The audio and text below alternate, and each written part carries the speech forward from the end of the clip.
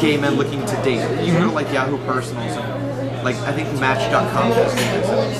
But there are some that don't even pander to the gay community. You can only choose I'm a man looking for a woman or vice versa. It's not, there's nothing gay about it.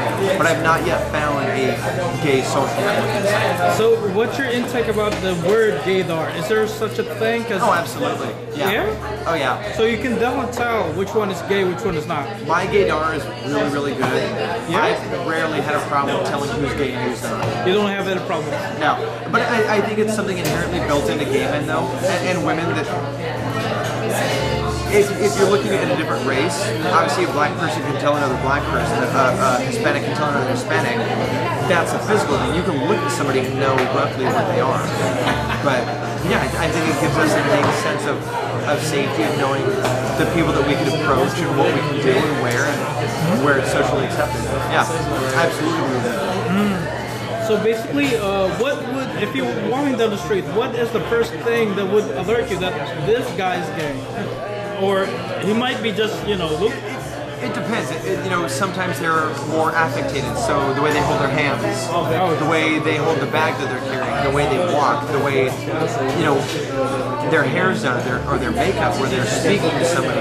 There's so many different ways to tell, but no one's really terribly cookie cutters, so you can't just say, you can look down and see they're gay because of their shoes, or because of the way they prance, or the fact that they're super, super skinny.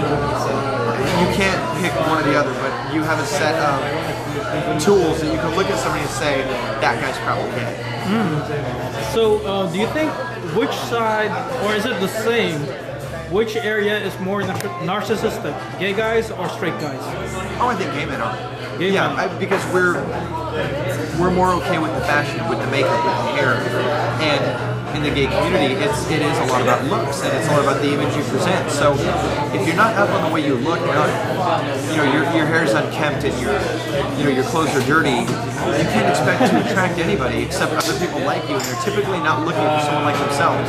So I think we're a lot more narcissistic in the sense that we go to the gym and work out constantly, we buy the right clothes, we do our hair, we wear makeup and cover up and foundation, pay $100 for shoes and facials. It's extremely narcissistic, but that's because you always want to put your best foot forward. Peacocks have their plumes and they spread their tails and show the brightly colored feathers. It's the same thing. We just have to get our feathers put in. So, what can you say that you like the most about the gay culture and hate the most about the gay culture? I like the most about I'm free to do whatever I want. It's very, very open. What I don't like is the judgmental, bitchy people.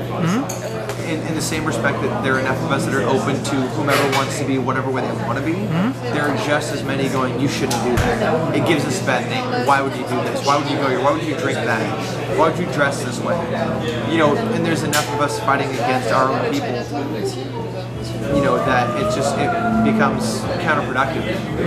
And there are bars that you should be able to go in, but if you're not into the leather scene, or if you're not into daddies, or into Asians, or into Mexicans, you shouldn't go in on certain nights, or certain days, or certain weeks. And I think it's getting very, very segregated. It helps in the sense of if you like a certain kind of guy, it tells you where to go. I love Asian guys, so I can go to Dragon every Friday. I can go to Oakland at Persuasion, which is every Wednesday. I know where to go. Shangri-La is tonight. I'll be there. I'm good with that. But at the same time, it does segregate the people that go there. You never walk into Dragon and see a huge Latino population. It's just not going to happen. So regarding, let's say, what got you into the leather community? Is it from the start you're into it, or you just happened to bounce into it?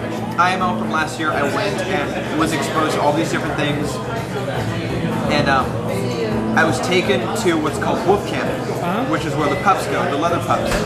And it was the first one I'd ever even seen or heard of a leather pup.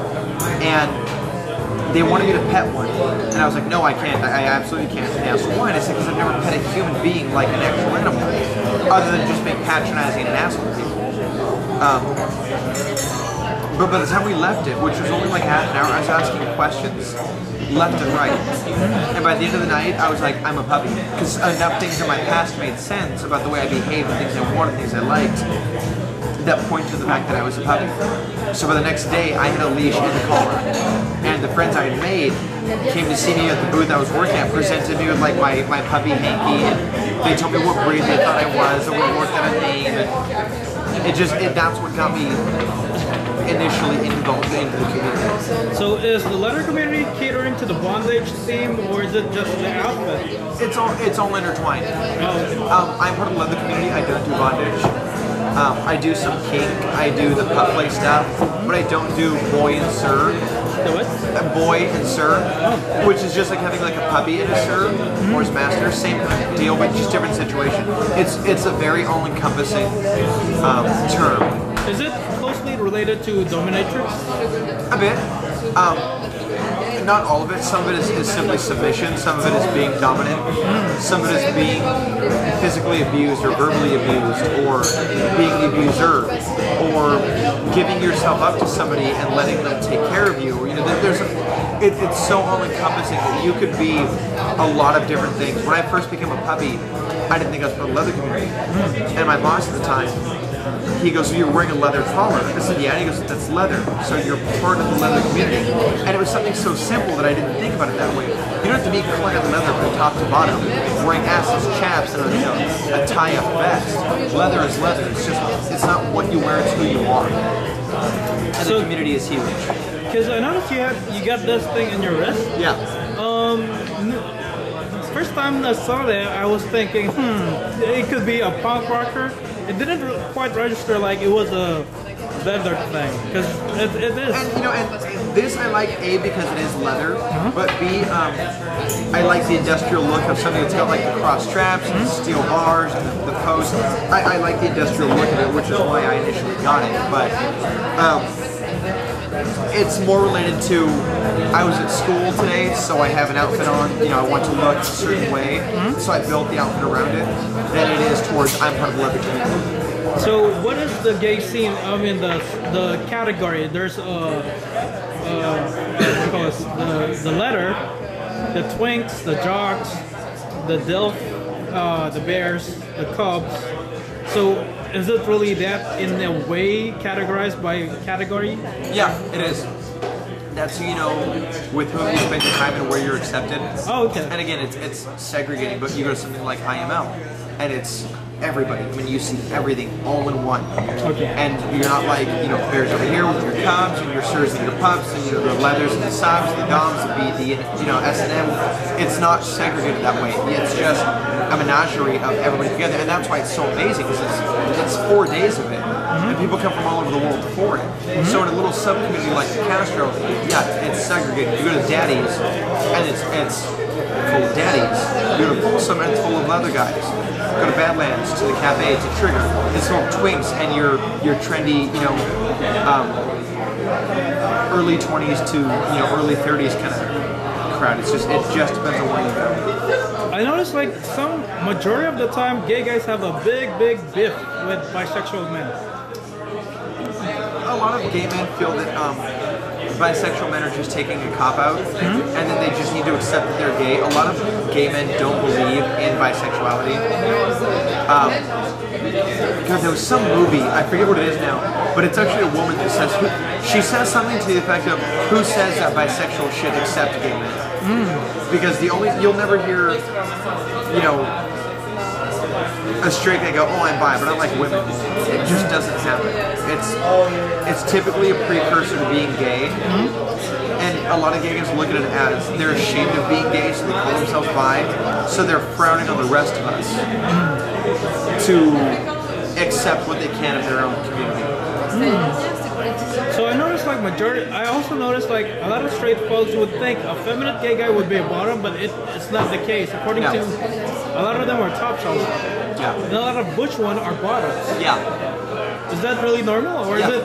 It's the way a person is perceived is not necessarily what they do in bed. They have the persona out and about because that's who they are. they're effeminate or they're butch or they're more jockish sport athletic type. I can't tell you how many muscly athletic jocks I fucking miss.